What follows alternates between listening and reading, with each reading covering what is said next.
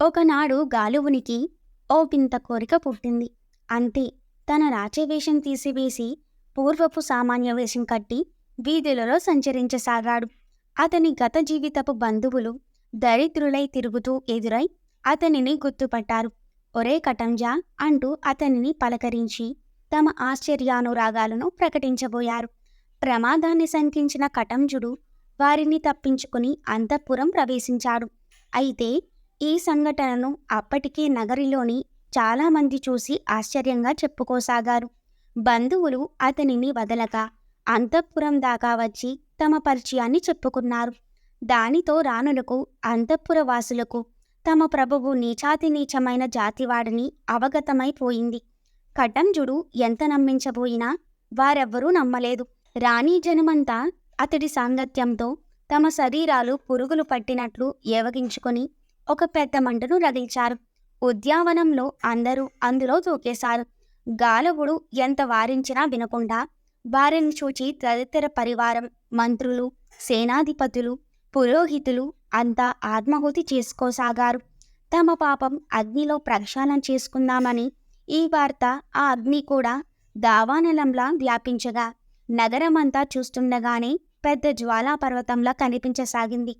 కటంజుడు ఇలా తలపోసాడు. నీచజాతివాణ్ణి, నాతోటి సంపర్కమే వారికి ఇంత పాపాన్ని కలిగిస్తే ఇక ఆ నీచుణ్ణి స్వయం నేనైతే నాకెంత పాపం పేరుకొని ఉండాలి అనుకుంటూ ఆ మంటల్లో దూకేశాడు. సరస్సులోని శీతల జలాల్లో మెడలోతు నీటిలో నిలబడి మంటల్లో మాడిపోయినట్లే కలవరిస్తున్నాడు గాది. అంతా 4 గడియల కాలంలో గాది మనసు ఆ మాయా ప్రభావం నుంచి విడువడింది. త్వరలోనే స్ఫటికంలాగా జలాల వలె నిర్మలమైంది. అనుష్ఠానం పూర్తి చేసుకుని కుటీరం చేరుకున్నాడు. ఒకసారి తనకు కలిగిన అనుభవాన్ని తరచి చూశాడు. వాంఛల చేత తరుమబడుటే తన అనుభవ వృత్తాంతానికి మూలమని నిర్ధారించాడు.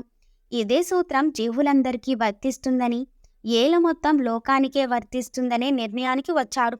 అయితే అతనికి దానిని నిర్ధారించి అతని మనస్సుకు నిశ్చయాన్ని కలిగించే విజ్ఞాన అనుభవ వచనం కావాలి.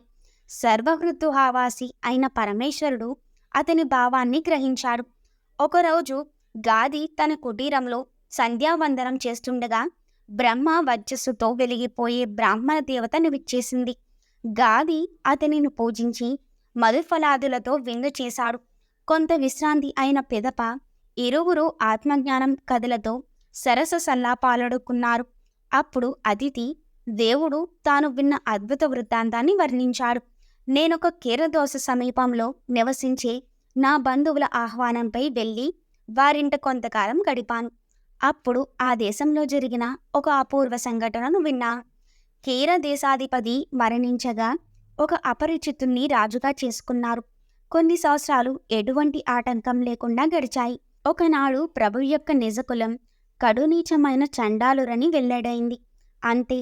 రాజపరివారం, మంత్రి సేనానులు, బ్రాహ్మణ కులం ఇంకా సంప్రదాయస్థు లఘీనులు ఒక్కుమడిగా ఆత్మాహుతి చేసుకున్నారు. ఈ విషయం వినగానే ఆ స్థల సాన్నిధ్యంలో నివసించినందుకు ప్రాయశ్చిత్తంగా నేను ప్రయాగక్షేత్రం వెళ్ళి త్రివేణి సంగమ తీర్థ సేవనం చేసుకుని తీర్థదానాధికాలు నిర్వహించి కృష్ణ చాంద్రయనావ్రతం సలిపి తిరిగి వస్తూ ఇక్కడికి చేరుకున్నాను. మీ వంటి తపోధనుల సాంగత్యం చేత నా పాపం పూర్తిగా ప్రక్షాళనమైనట్లు విశ్వసిస్తున్నాను. ఇక నాకు సెలవివ్వండి అని పలికి అతిథి వెళ్ళిపోయాడు. గాది ఆశ్చర్యానికి అంతులేదు. తాను విన్నది తనకు కలిగిన అనుభవ వృత్తాంతమే. తాను స్వప్నంగా కన్నది ఇతడు నిజంగా జరిగిందని చెప్పుతున్నాడు. నిజానిజాలు తేల్చుకోవాల్సిందే అనుకుంటూ అతడు తాను కలలో సంచరించిన హునమండలానికి వెళ్ళి తన జన్మభూమిని, ఇతర వ్యవహార స్థలాలను కాంచాడు. తరువాత కీరదేశం చేరుకున్నాడు. అంతా తాను కలలో కాంచినట్లే యథాతథంగా ఉంది. కొంత అంతరన్వేషణ చెయ్యగా విష్ణు భగవానుడు తనకు వాగ్దానం చేసిన మాయానుభవం ఇదేనని గ్రహించాడు.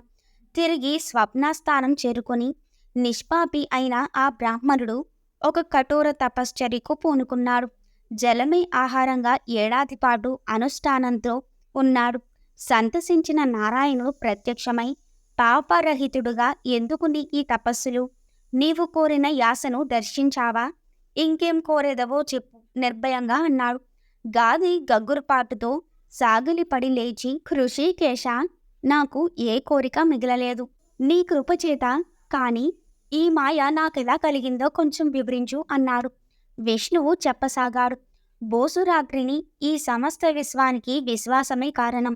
మనస్సు దానికి భూమిక, సంకల్పమే స్వరూపం. నీవెలా సంకల్పిస్తే విశ్వాసం చేత నీ మనసులోనే నిలిచి ఉన్న నిన్ను సంచలింపజేస్తుంది. అది ఎందుకు అలా ఏర్పడింది?